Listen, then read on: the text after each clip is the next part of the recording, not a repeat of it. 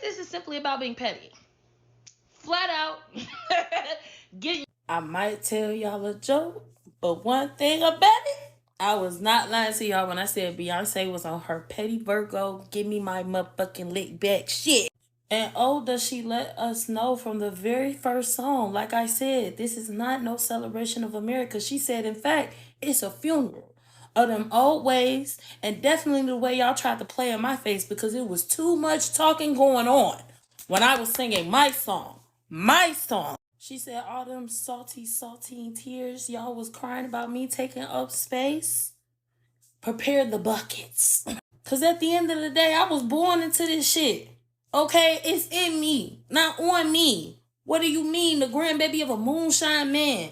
Alabama, Louisiana. She been telling y'all that since Lemonade. Okay? I used to speak two country. Now I'm not country enough. Which one is it? And if I ain't country, then who is? Who? Who? She said who? Oh, Beyonce, the petty ass Virgo you are, you'll always be famous. And you know this. I've only listened to the album once. So obviously I have much more listening to do to get through all the layers and to be able to give my full opinion. But I really had to speak on American Requiem and Spaghetti.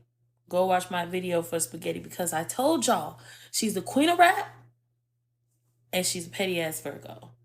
And American Requiem and Spaghetti confirm what I have already informed y'all of. And I told y'all she's spinning the block on y'all country folks. She's spinning the block because she really just came to do her little ditty and y'all played her face. So now it's up. It's up.